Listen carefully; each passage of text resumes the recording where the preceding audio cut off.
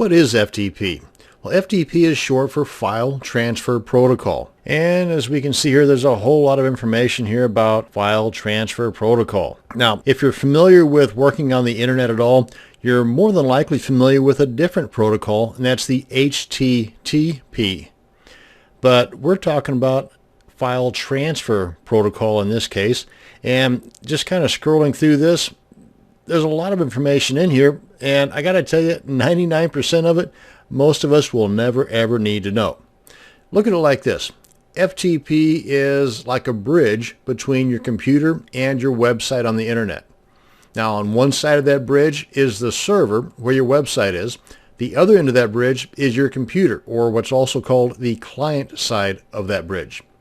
Now, there are lots of programs or software that can be used to transfer the files across that bridge. Now, some of those programs or software are free and some are not. But you really need not look any further than your own internet browser, like Chrome, Safari, Internet Explorer, or Firefox, to kind of test out this FTP software. Sticking with this bridge analogy, the browser method is just a one-way bridge.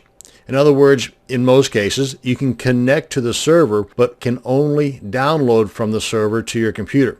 You cannot upload from your computer to the server. Let me show you what I'm talking about. I'm in the Chrome browser right now, and let me toss in a website here that, by the way, I do not own, because for you to really have true access, that two-way traffic that I'm talking about, where you can upload and download to the server, you have to own or have permissions to that server. And I'm going to be demonstrating this using, in the first case, the Adobe website.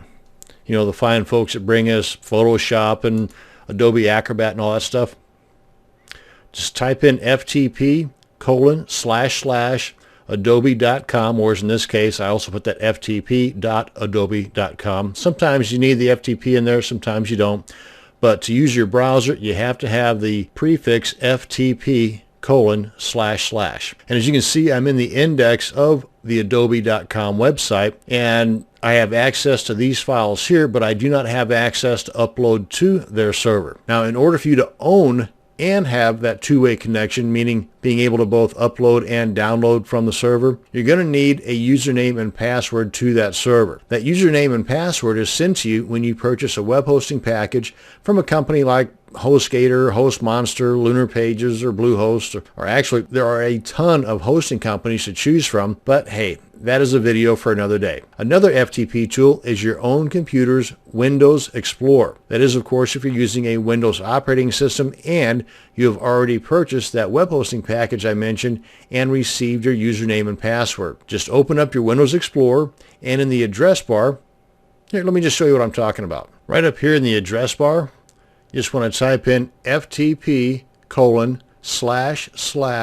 So far, that's the same as it was when we used the browser tool, but now you want to type in the username that you have received after purchasing your web hosting package, the @ symbol, and then the domain.com, kind of like this. And again, this is the username that you received from your web hosting package, and then the domain name. And then you simply hit the enter key or that arrow, and it will then open up a box asking for your username and password, again, that was sent to you from the web hosting company. Then you have that two-way access where you can both download from your server and upload to your server just by simply dragging a file from your computer into this area here. It will automatically be uploaded to your server, or you can drag the file from this area here, which is your server online, and drag it to wherever you want it to be downloaded to on your computer. Now, using your Windows Explorer as an FTP tool has one major downside, and this is the deal breaker for me.